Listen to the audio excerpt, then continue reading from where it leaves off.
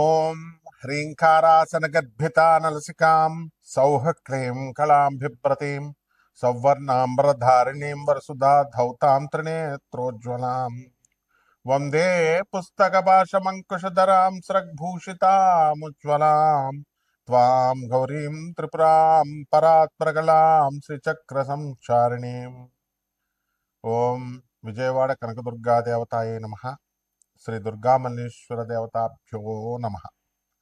వసుదేవసుతం దేవం కంసచాణూరమర్దనం దేవకీ పరమానందం కృష్ణం వందే జగద్గురుం. కృష్ణం వందే జగద్గురుం. శ్రీ రాధాకృష్ణాభ్యాం నమ. అర్జునం వందే జగదేక వీరం. ఇప్పుడు మనము ఈ 2026 సంవత్సరంలో మనకి జాతకాలు ఎలా ఉండబోతున్నాయి, పూర్వజన్మ పాపపు కర్మలు, శుభకర్మలు, ఈ మొత్తం ఈ సంవత్సరం అంతం కూడా అంతం వరకు కూడా ఏ విధంగా మనకి పరిణమించబోతున్నాయి, అలాగే అదృష్ట యోగాలు ఎలా యాక్టివేట్ అవుతాయి, అదృష్ట యోగాలు ఉంటాయి కానీ యాక్టివేట్ ఎలా అవ్వాలి, ఇలాంటివి. అలాగే ధన సంపాదన, చాలా పేదరికంలో ఉన్నామండి, మేము అప్పుల బాధలో ఉన్నామండి, అసలు ధన సంపాదన రావట్లేదండి అంటే ధనాన్ని ఎలా మేనిఫెస్ట్ చేసుకోవాలి. అందరూ కూడా ఇప్పుడు యూనివర్స్కి చెప్పుకో అంటున్నారు కదా, యూనివర్స్కి చెప్పుకుంటే మేనిఫెస్ట్ అవుద్ది అని.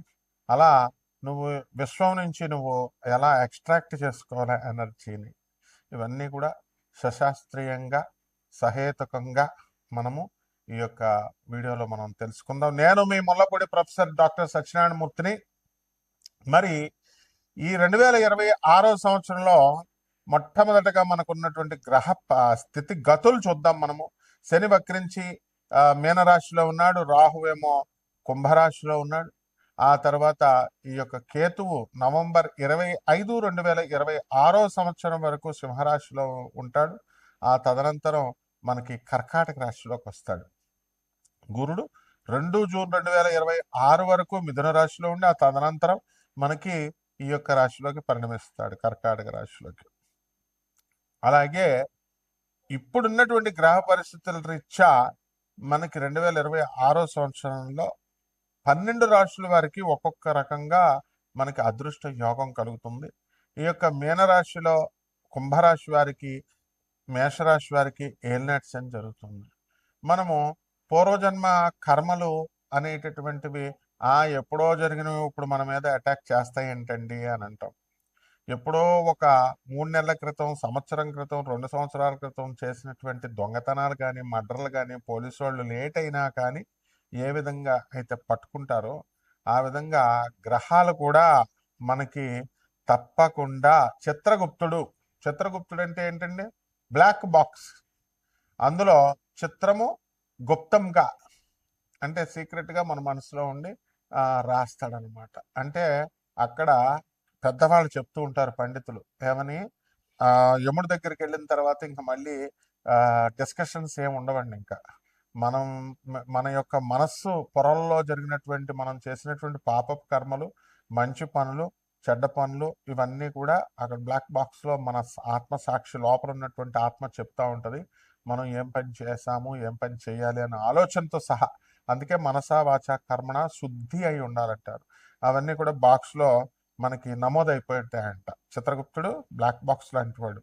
అది తీసుకెళ్ళి తర్వాత మనము శరీర త్యాగం చేసిన తర్వాత తే ప్రయాంతి, లాస్ట్లో శంకరాచార్యుల వారు చెప్తారు, తే ప్రయాంతి, లాస్ట్లో ఆఖరిగా వెళ్ళిన తర్వాత ఇక అది ప్లే చేస్తారనమాట. అక్కడితో మనకు అర్థమైపోద్ది ఏ ఏ పొరపాట్లకి, ఏ ఏ తప్పులకి ఏ ఏ శిక్షలు అనేటటువంటిది గరుడ పురాణం నిర్వచించింది. కాబట్టి గరుడ పురాణంలో చెప్పిన దాన్ని బట్టే మనకి ఈ పాపాలకి ఈ శిక్ష అని అంటాం. కొంతమంది చెప్తుంటే అంత సొల్లు చెప్తున్నావు అది ఇది అనేటటువంటి వాళ్ళకు కూడా ఖచ్చితంగా శిక్ష ఉంటుంది. ఎందుకంటే మంత్రత్యాగి భవేన్ దరిద్రత, గురుత్యాగి భవేన్ మృత్యు అన్నారు. అంటే మంత్రాన్ని వదిలేస్తే కేవలం నువ్వు దరిద్రుడివే అవుతావు, కానీ గురువుని నిందించిన, గురువుని వదిలేసిన నువ్వు మృత్యువు గ్యారంటీ అని క్లియర్గా శాస్త్రాలు చెప్తున్నాయి.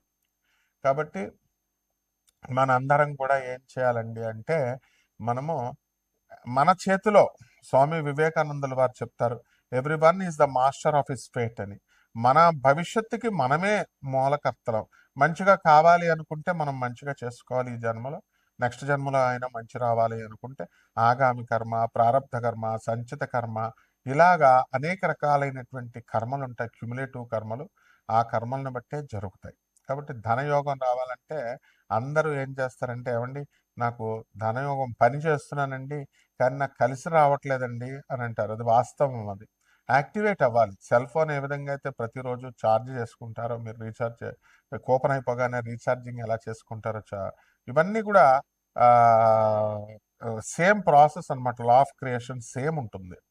అణువులో ఎలా ఉందో బ్రహ్మాండంలో, బయట బ్రహ్మాండం అంటే విశ్వంలో ఎలా ఉంటుందో, మనకి చిన్న అణువు అనేటువంటి మన బాడీలో ఎలా అయితే సూర్యచంద్రులు ఎన్ని తిరుగుతున్నాయో, అలాగే ఈ activation of charges, activation of cells, ఇవన్నీ కూడా జరగడం ఖాయం అన్నమాట. కాబట్టి ధనయోగాలు మనం పుట్టించుకోవచ్చు.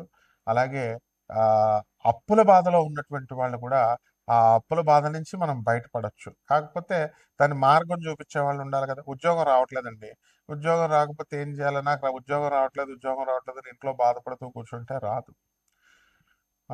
మనం చేసినటువంటి గుడ్ కర్మ మనకు పుష్ చేస్తుంది, ముందుకు తోస్తుంది. వెళ్ళి ఎవరినైనా కలువు అని మంచి వాళ్ళని పరిచయం చేస్తుంది. ఆ మంచి వాళ్ళు వెళ్ళి మిగతా మంచి వాళ్ళని పరిచయం చేస్తూ ఉంటారు. అప్పుడు ఎక్కడో ఒక చోట వర్కౌట్ అవుద్ది. అలా కాకుండా చెడు కర్మ కూడా, ఇక్కడ బ్యాడ్ కర్మ కూడా వెంటనే వస్తుంది. బ్యాడ్ కర్మ అంటే చెడ్డోళ్ళని కూడా పంపుద్ది. నీకు చెడ్డోడు ఏం చేస్తాడు? నీకు కోట్ల రూపాయలు వస్తుంది, ఆర్పీ బిజినెస్, నెంబర్ 2 బిజినెస్ అని చూపిస్తాడు. మంచోడేమో నీకు 10 రూపాయలే వస్తుంది నాయన, నీకు చాలా తక్కువ వస్తుంది, 10,000 వస్తుంది నెలకని చూపిస్తాడు. మనం మంచి వాళ్ళ చెప్పిన ప్రకారమే వెళ్ళాలి. ఈ రిస్క్ ఉంది కదా అని చెప్పేసి చెడ్డ వాళ్ళకి వెళ్తే పోలీసులు పట్టుకుంటారు, లోనేస్తారు. ఈ విధంగా పెద్ద పెద్ద ఎమ్మెల్యేలు, పెద్ద పెద్ద రాజకీయ నాయకులు చాలా, వాళ్ళు ఏమనుకుంటారంటే మేము కబ్జాలు చేసాము, మేము చాలా గొప్పవాళ్ళం, మేము మామూలు మనుషుల డబ్బు దొబ్బేసాం అనుకుంటారు. కానీ వాళ్ళకి చచ్చిపోయేటప్పుడు పక్షపాతం. మీరు చూసుకోండి, వాళ్ళతో ఇప్పుడు పెద్ద రౌడీలుగా చలామణి అయినటువంటి ఎమ్మెల్యేలుగా చేసిన వాళ్ళు, ఎమ్మెల్యే కంటెస్టెంట్స్గా చేసిన వాళ్ళంతా కూడా కుక్కచావు చచ్చిపోయారు. వాళ్ళంతా పెరాలసిస్ వచ్చి బెడ్ మీద లాస్ట్ 6 నెలలు. ఇవి ప్రవచనకారులు, జ్యోతిష్కులు చెప్పరు. ఎందుకంటే వాళ్ళ రాజకీయ నాయకులు కదా, వాళ్ళతో మనకేంటని. వాళ్ళు రాజకీయ నాయకులు వీళ్ళనైనా, లేకపోతే మంత్రులైనా, సీఎంలైనా, ఎవరైనా మనిషి యమధర్మరాజు ముందు సేమ్ అన్నమాట. అందువలన మనం చాలా ధర్మంగా, న్యాయంగా మనం ముందుకు వెళ్ళినప్పుడు మాత్రమే మనం సక్సెస్ అనేటటువంటిది మనం చూడగలుగుతాం. కాబట్టి మనం ఏం చేయాలండి అని అంటే, ఈ యొక్క రాశి వారంతా కూడా మనము 12 రాశుల వారు కూడా దేవతా వృక్షాలను మనకు ఉన్నాయండి. మారేడు చెట్టు, నేరేడు చెట్టు, జువ్వి చెట్టు, జమ్మి చెట్టు, ఆ తర్వాత ఈ యొక్క ఆ, దత్తాత్రేయుడు మనకి ఇచ్చినటువంటి మేడి చెట్టు, ఇవన్నీ ఉంటాయి. 64 యోగిని గణాలు ఇవన్నీ ఉంటాయి. వాటికి పూజ చేసుకోవడం, వాటికి ప్రదక్షిణాలు చేసుకోవడం, వీటి ద్వారా మనం ఏం చేస్తామండి అంటే, మనకి ఆ కర్మలన్నీ కూడా తొలగిపోయి చక్కగా మంచి కర్మలు, మంచి అదృష్టాలు ఇవన్నీ వస్తాయి. అదే పనిగా మనము పూజలే చేసుకుంటూ ఉంటామండి, కుంకుమ వేసి, పసుపులేసి, లేదా మంత్రాలు ఇచ్చారండి, మంత్ర జప అనుష్ఠానాలు చేసుకుంటామండి. మేము ఎవరికి కూడా దాన ధర్మాలు చేయమండి, లేకపోతే మేము ఎవరికి కూడా ఆ, మంచి పనులు చేయమండి అని అనుకునేటటువంటి వాళ్ళకి మంత్రాలన్నీ కూడా సిద్ధించవు. కాబట్టి ఇక్కడ కావాల్సింది ఒకటే, ఏమిటంటే నీకు ఎవరితో పని ఉంది? ధనలక్ష్మితో పని ఉంది. నువ్వు ఒక పర్సన్ కలుస్తున్నావు అండి, పర్సన్ కలుస్తున్నప్పుడు నీకు అపాయింట్మెంట్ కోసం నెంబర్ పెడతాం. దేనికి పెడతాం? నీకు పని ఉంటే నీ కర్మను ఎలా తప్పించుకోవాలి అన్నదానికి అపాయింట్మెంట్ కోసం పెడతాం. అలా చేస్తేనే వస్తుంది మనకి. అలాగే మనకే సలహాలు ఇవ్వాలని ఫోన్ చేసే వాళ్ళకి రెండోసారి రానిస్తాం, మనం రానివ్వం కదా. కాబట్టి అలాగే యముడు కూడా అంతే అనమాట. లా ఆఫ్ క్రియేషన్ క్రియేట్ చేశారు, దాని ప్రకారం మనం ముందుకెళ్తే ఇవన్నీ యాక్టివేట్ అవుతాయి. ఏ విధంగా ధనయోగం రావాలి, ఏ విధంగా అయితే దరిద్ర యోగాలు ఇవన్నీ కూడా పోవాలి, ఇవన్నీ కూడా మేము చెబుతాం సిన్సియర్గా, సీరియస్గా ఉన్నటువంటి వాళ్ళకి.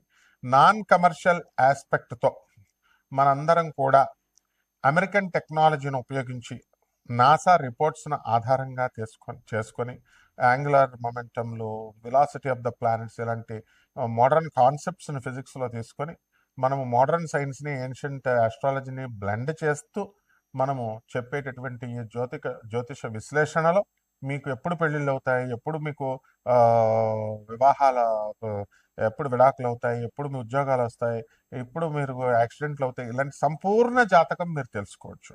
ఇది రాశి ఫలాలు కాబట్టి కోటాను కోట్ల మంది కామన్ ప్లాట్ఫామ్ మీద చెప్తాం.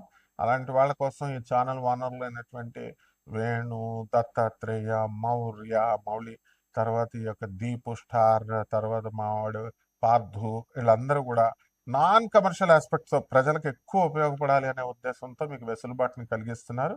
అటువంటి వాళ్ళు మాకు కాంటాక్ట్ చేయొచ్చు. మేము బ్రహ్మాండంగా చెప్తాం మీకు ఎంతో ప్రేమతో. ఇకపోతే మీరు ఏం చేయాలంటే ఈ ద్వాదశ రాశుల వారికి, ఒక్కొక్క రాశి వారికి ఎలా పనిచేస్తాయో ఈ వీడియోలో చెప్తాం మనం. మిథున రాశి, ఈ మిథున రాశి వారికి అందరికీ కూడా మనకి ఈ యొక్క 2026 సంవత్సరం బ్రహ్మాండంగా ఉందని చెప్పొచ్చు మనం. జన్మంలో మనకి గురుడు 2 జూన్ 2026 సంవత్సరం వరకు ఉండడం జరిగింది. దానివల్ల షుగర్ వ్యాధులు, ఒబిసిటీ ఇలాంటివి రావడానికి అవకాశాలు ఉంటాయి. కాబట్టి స్వీట్లు ఇలాంటి ఫుడ్ కనుక తగ్గించినట్లయితే బాగుంటుంది. ఆదాయాలు లాస్ట్ సంవత్సరం కంటే కూడా ఈ సంవత్సరంలో బాగా పెరిగింది. ధనయోగాలు కూడా మనకు బాగా కలిసి వస్తాయి. అండ్ పూర్వజన్మ పాపపు కర్మలు మనం ఎంత గతంలో ఎవరినైతే బాధ పెట్టామో దానికి సంబంధించి మనం ఏం చేయాలంటే మనం కొన్ని రెమెడీస్ మనం చేసుకుంటూ ఉండాలి. పేదవారికి, అనాథ పిల్లలకి, సాధువులకి, వీళ్ళకి దాన ధర్మాలు చేసుకోవడం ద్వారా మనకి గత పాపపు కర్మలు పోతాయి. అలాగే ధనాన్ని యాక్టివేట్ చేయడం అనేటటువంటిది జరుగుతుంది. దాని గురించి పర్సనల్గా మీరు మనకు ఫోన్ చేసి మనం తెలుసుకోవచ్చు అనమాట. ఇకపోతే ఈ యొక్క రాశి వారికి అందరికీ కూడా భార్యాభర్తల మధ్య కొట్లాట్లు ఉన్నటువంటి వాళ్ళు ఉన్నారు. పెద్ద సంతృప్తికరంగా జీవితం లేదండి అని బాధపడుతున్నటువంటి వాళ్ళకందరికీ కూడా ఈ సంవత్సరం కాస్త సంతృప్తిని మనకి ఇవ్వడం అనేటటువంటిది జరుగుతాయి. అలాగే మీ గురించి ఒకళ్ళు బాధపడకుండా మీరు చూసుకోవాల్సినటువంటి అవసరం. మీ కొత్త కొత్త వ్యక్తులందరూ కూడా పరిచయం అవుతూ ఉంటారు. అయితే పాత వాళ్ళు కూడా మంచి వాళ్ళు మిమ్మల్ని కొంచెం పోగొట్టుకున్నాము అనేటటువంటి బాధలో ఉన్నటువంటి వాళ్ళు కూడా ఉంటారు. అటువంటి వాళ్ళు కూడా మీరు కూడా మంచి వాళ్ళని వదులుకొని మేము వెళ్ళాము, మా అన్నదమ్ములంతా కూడా కేవలం ఆస్తుల కోసం, వీటి కోసం మేము దూరం అయ్యాము అనేటటువంటి బాధ, ఆలోచన ఈ యొక్క సంవత్సరంలో మీకు పెరగడం జరుగుతుంది. అలాగే దూరపు ప్రయాణాలు అన్నీ కూడా చేస్తారు. అయినప్పటికీ కూడా మీరు అనుకున్న పనులు అనుకున్నట్లుగా మీరు సాధించుకుంటూ ఉంటారు. అయితే ఈ యొక్క మిథున రాశి వారికి అందరికీ కూడా నవంబర్ 25వ తేదీ దాటిన తర్వాత మనకి ధనస్థానంలోకి వచ్చినటువంటి కేతువు, అలాగే కేతువులు కలవడం వల్ల మీరు గురువుల దగ్గర నుంచి మీకు మీరు పనిచేస్తున్నటువంటి ఉద్యోగం దగ్గర నుంచి స్ట్రెస్ ఎక్కువ ఉంటుంది. గురువులు మిమ్మల్ని సేవ్ చేయడం అనేటటువంటిది జరుగుతుంది. అలాగే ఈ భాగ్యంలో ఉన్నటువంటి రాహుగ్రహ ప్రభావం వలన ఏమవుతుందంటే మీకు అనేకమైనటువంటి వ్యాపారాలన్నీ కూడా కలిసి రావడం అనేటటువంటివి జరుగుతాయి.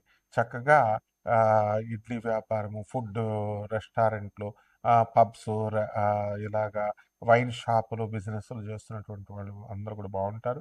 రాజకీయ నాయకులకు కూడా మంచి పదవులు అనేటటువంటివి రావడానికి అవకాశాలు ఉన్నాయి. అలాగే ఈ యొక్క రైతులను కూడా మనం తీసుకున్నప్పుడు ఆ రైతులు కూడా మనకి అనుకున్న పనులు అనుకున్నట్లుగా సాధించుకుంటూ ఉంటారు. రైతులకు వివాహం కావట్లేదు, పురోహితులకు వివాహం కావట్లేదు అండి, కేవలం ఒక్క సాఫ్ట్వేర్ ఉద్యోగస్తులకే మాకు పెళ్ళిళ్ళు చేస్తున్నారు, మిగతా వాళ్ళకి చేయట్లేదండి అని బాధపడేటటువంటి వాళ్ళందరూ కూడా మీకు వివాహాలు అనేటటువంటివి అయిపోతాయి అన్నమాట. అలాగే సినిమా రంగంలో ఉన్నటువంటి వాళ్ళు, సినీ, సంగీత, సాహిత్య రంగాల్లో ఉన్నటువంటి వాళ్ళందరికీ కూడా మీకు బ్రహ్మాండమైనటువంటి కీర్తి ప్రతిష్టలు అనేటటువంటివి రావడానికి అవకాశాలు ఉన్నాయి. గౌరవాలు, సన్మానాలు ఇవన్నీ కూడా జరుగుతాయన్నమాట. కాబట్టి ఎక్కడికి వెళ్ళినా సరే మనం ధర్మంగా, న్యాయంగా వెళ్తే సరిపోద్ది. కాబట్టి కొన్ని పరిహారాలు చేసుకోండి. దాన ధర్మాలు బాగా చేయండి. పరిహారాలు ఏమిటంటే ఈ యొక్క గురువు బలం తక్కువ ఉంది కదా, గురు జపం చేయండి, గురు స్తోత్రాలు చదవండి, గురువుకి కిలోంపావు శనగల్ని, తర్వాత ఈ యొక్క పసుపు రంగు వస్త్రాలు ఇచ్చి పేద బ్రాహ్మణులకి గురువారం నాడు ఉదయం 6 గంటలకి దానం చేసుకోండి. దశమహావిద్యల్లో ఒకటైనటువంటి తారా అమ్మవారి యొక్క హోమాన్ని మీరు జపం చేయండి, హోమాన్ని పూజ చేయండి. అలాగే అమ్మవారికి ఆముద దీపము పెట్టి అమ్మవారికి, తారా అమ్మవారికి, లేదా ఆవులను ఆవు నెయ్యితో, లేకపోతే ఆవాల నూనెతో, మస్టర్డ్ ఆయిల్తో కనుక మీరు చేసినట్లయితే బ్రహ్మాండంగా కలిసి వస్తుంది. రావి చెట్టు చుట్టూ ప్రదక్షిణాలు చేసుకోండి, బ్రహ్మాండంగా ఉంటుందమ్మా. శుభమస్తు.